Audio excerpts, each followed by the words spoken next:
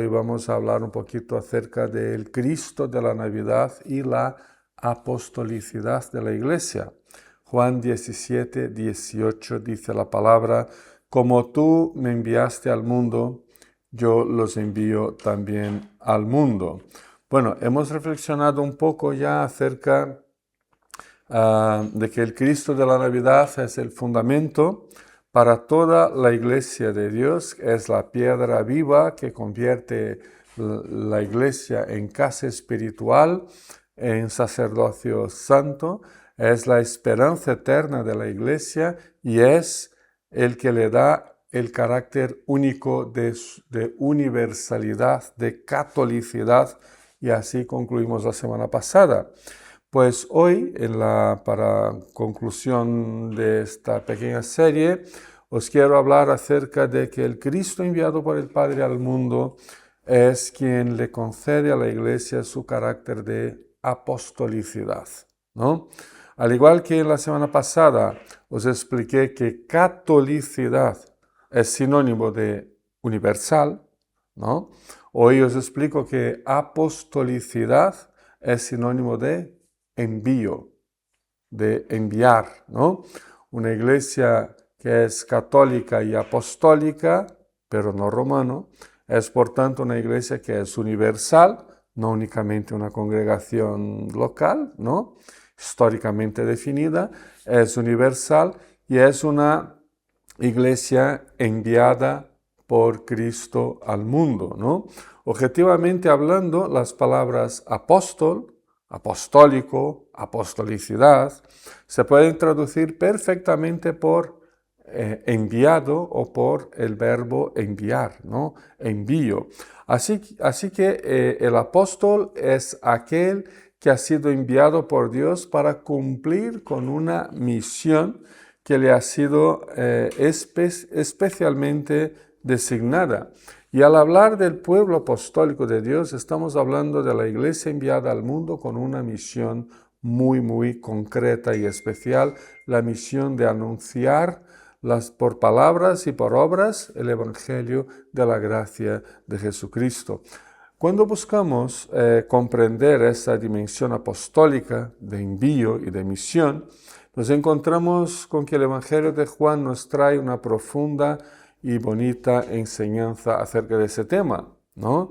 Al leer el Evangelio, de golpe, nos encontramos con una gran cantidad de textos, más de 66 para ser exactos, textos que nos presentan al Padre como el que envía. Por ejemplo, en el capítulo 14, 26, las palabras el Consolador, el Espíritu Santo, a quien el Padre enviará en mi nombre. Capítulo 16, versículo 5, ahora vuelvo al que me envió, ¿no? Y nos presenta no solo al Padre como el que envía, sino que también a Jesús como el que es enviado por el Padre. Por ejemplo, capítulo 4, 34, dice Cristo: mi alimento es hacer la voluntad ¿de quién?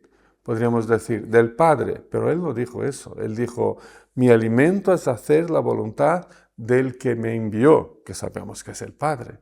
Pero Él, al cambiar la palabra Padre por esa expresión, ¿no? Del que me envió, hacer la voluntad del que me envió, pues le da un sentido distinto a la propia obra del Padre en cuanto a Él. Capítulo 11, 42 dice, ya sabía yo que siempre me escuchas, pero lo dije porque la gente que aquí está presente, para que crean que tú me enviaste, ¿no? Que crean que tú me enviaste. Pero además de textos que hablan del Padre como aquel que envía, del Hijo como aquel que ha sido enviado por el Padre, encontramos en Juan también textos que dicen que Jesús es el que nos envía a nosotros, ¿no? Por ejemplo, en 4:38 dice, yo os he enviado a cosechar lo que no os costó ningún trabajo, ¿no? Él nos ha enviado a nosotros a cosechar.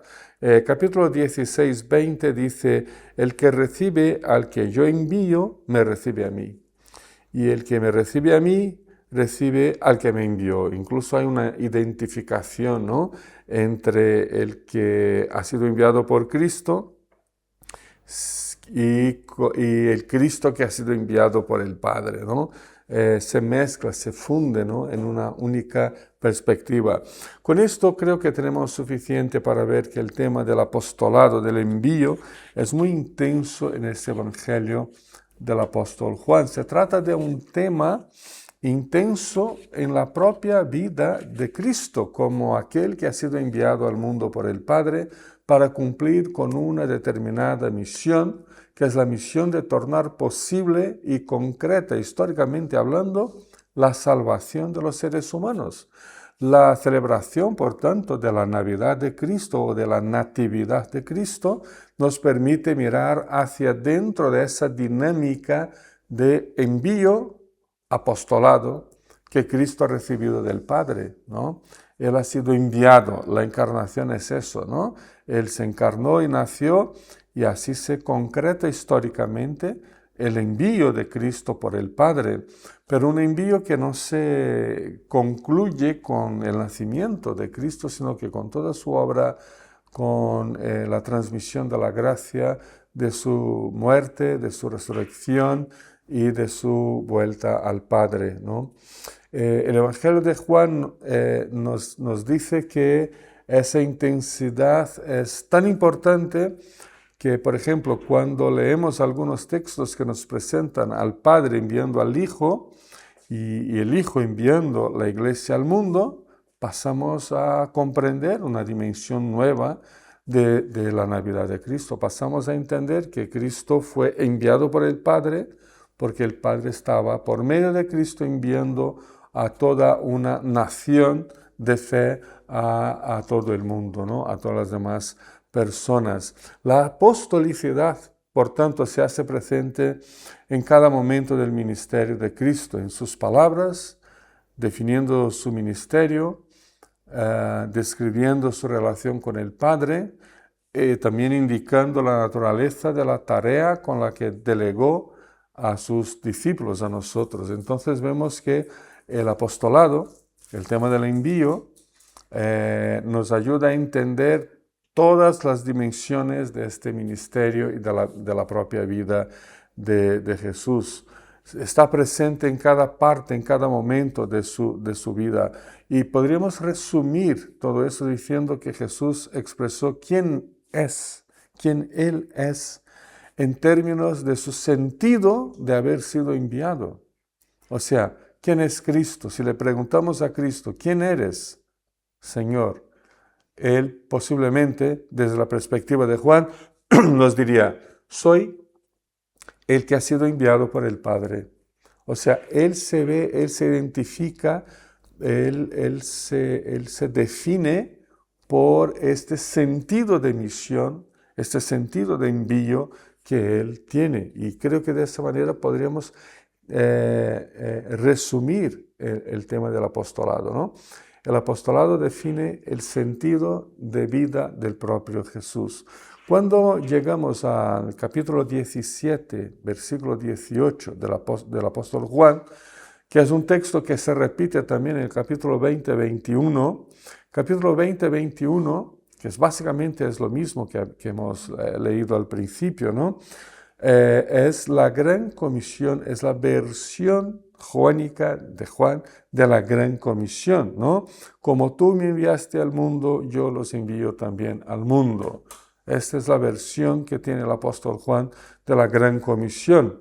Lo más fundamental es reconocer que Cristo ha sido enviado por el Padre. Él no se envió a sí mismo, sino que Él se sometió a la voluntad y al plan eterno y divino de redención para los seres humanos. Él fue enviado por el Padre, no por sí mismo. Toda su obra, que inicia con la encarnación y nacimiento, se orienta por su propio carácter personal de apostolicidad. Él cumplía la voluntad de aquel que lo envió. Hablaba las palabras del que lo envió. Realizaba las obras del que lo envió. En otras palabras, el Cristo de la Navidad es el supremo apóstol del Padre. Es el apóstol del Padre. Este apóstol supremo de Dios es también el que nos envía a nosotros como sus apóstoles. Pero ¿quiénes somos los apóstoles enviados por el supremo apóstol del Padre? ¿Quiénes somos? Podríamos decir la iglesia, aunque la palabra iglesia no aparece en este Evangelio de Juan, ¿no? En Juan, Cristo prefiere usar la palabra discípulos y un par de veces usa palabras como amigos, siervos, pero es la palabra discípulos, ¿no? Por supuesto que la palabra discípulos se refiere a su pueblo, se refiere a lo que hoy llamamos iglesia, a lo que el apóstol Pablo en sus cartas llamaba la iglesia. Sin embargo, esta comunidad conocida por iglesia, Cristo la trata sobre todo como discípulos y seguidores. La iglesia es una comunidad que sigue a Cristo. No hay otra definición mejor. Por tanto, no se trata de un envío tercerizado por Cristo. Él tiene su iglesia, tiene sus discípulos, pero claro, contrata a una otra, entre comillas, empresa, ¿no? Terceriza la evangelización o la sal y la luz que hemos leído antes. Eso está tercerizado, por ejemplo, para las ONGs. No, de ninguna manera, ¿no? No se trata de un envío tercerizado por Cristo, más bien, Él únicamente envía al mundo a seguidores fieles que han sido alcanzados por su gracia salvadora. Y aquí entonces nos encontramos cara a cara con la apostolicidad de la Iglesia. Se trata de una matiz esencial de nuestra propia naturaleza como pueblo de Dios, tal como la recibimos de Jesucristo. Además, Él nos envía siguiendo su propio modelo de envío por el Padre. Dice el texto que hemos leído, ¿no? Como tú me enviaste, como tú me enviaste, yo también los envío. Entonces, hay un modelo, ¿no? Para el envío de la iglesia. El modelo es el envío de Cristo por el Padre. Los criterios o el modelo o los objetivos finales usados por el Padre al enviar a su Hijo son los mismos usados por el Hijo al enviar a sus discípulos. Así que podemos conocer y chequear nuestra propia apostolicidad examinando en los evangelios la apostolicidad misma de Jesucristo. No tenemos otra misión que no sea la misma de Cristo, que la salvación llegue a las personas que viven apartadas eternamente de Dios. Esta es nuestra misión más importante, ¿no? Y que viven en franca enemistad con Dios. El Cristo de la Navidad, por tanto, es nuestro modelo de apostolicidad y de misión. Pero el supremo apóstol de Dios, Jesucristo, ha sido enviado a los que Juan llama mundo, ¿no? Dice el texto, como tú me enviaste al mundo, yo los envío también al mundo, ¿no? Juan llama mundo digamos, al objeto final del envío de Cristo por el Padre y de los discípulos por Cristo. Su apostolicidad y misión, por tanto, tenían como objeto específico a los seres humanos que se habían apartado de Dios y que desde entonces mantenían sus vidas en completa hostilidad contra el Señor. Ha sido entre los seres humanos de carne y hueso, con todas sus bellezas y cultura y sociedad, pero también con toda su maldad, con toda su distancia culposa de Dios, donde Jesucristo ha ejercido su apostolicidad. No ha sido en otro lugar. Él no se quedó en las nubes, Él no se quedó en un palacio celestial, Él no se quedó en ningún otro lugar. Él vino al mundo y eso es lo que de más concreto podemos sacar de su encarnación y nacimiento, de la Navidad, que Cristo vino a este mundo como un ser humano perfectamente completo. Es en este mismo espacio humano donde los discípulos de Cristo, donde su comunidad apostólica ejerce también su propia misión.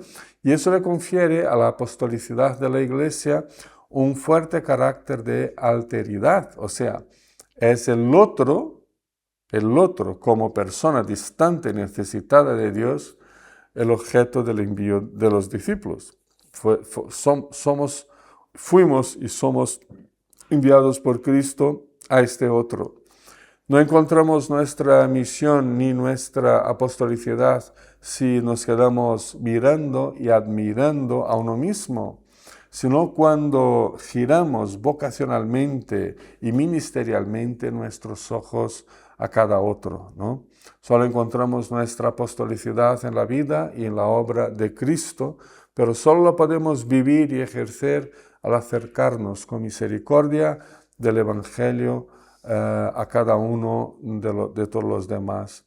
Si Jesucristo tuvo que encarnarse y nacer como un ser humano pleno y perfectamente integrado a la vida y a la sociedad de su época, ¿por qué entonces pensamos que nuestra apostolicidad o misión la podemos ejercer de forma únicamente espiritual? ¿Por qué no nos acercamos más a la gente y nos involucramos con sus dolores y con sus problemas? Por supuesto que la espiritualidad apostólica y misionera de la Iglesia tiene un claro matiz interno, personal, vocacional y espiritual, por supuesto que sí. Sin embargo, con la misma intensidad tiene también ese matiz externo de contacto y convivencia, de presencia, de involucramiento, de anuncios por palabras y por obras. La espiritualidad apostólica de la Iglesia en esa perspectiva, podría decirse, es en buen sentido y claramente mundana. O sea, una iglesia apostólica es una iglesia que está en el mundo, que está comprometida con el anuncio y la ejemplificación del Evangelio en el mundo. En ese sentido usamos, entre comillas, la palabra mundana. Ser iglesia apostólica y misionera es vivir nuestra santa mundanidad, es interactuar con todos los demás, permitiéndoles ver y observar cómo funciona el Evangelio en nuestras vidas y en nuestra dinámica eclesial. Ante lo que hemos comentado, al celebrar el nacimiento y el apostolado de Jesucristo, debemos preguntarnos también por la apostolicidad de la Iglesia, una apostolicidad derivada y dependiente de la de Cristo.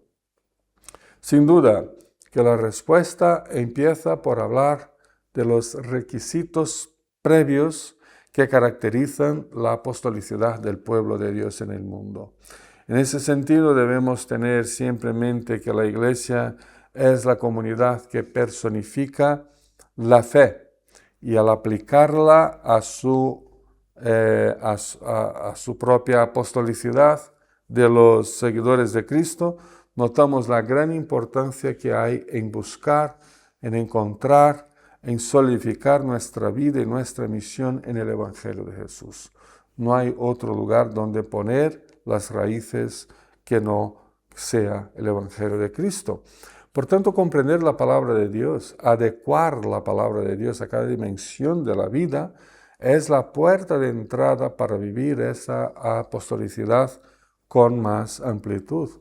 Luego, poner atención a las palabras testimonio y testigos, dos palabras que básicamente es lo mismo, ¿no?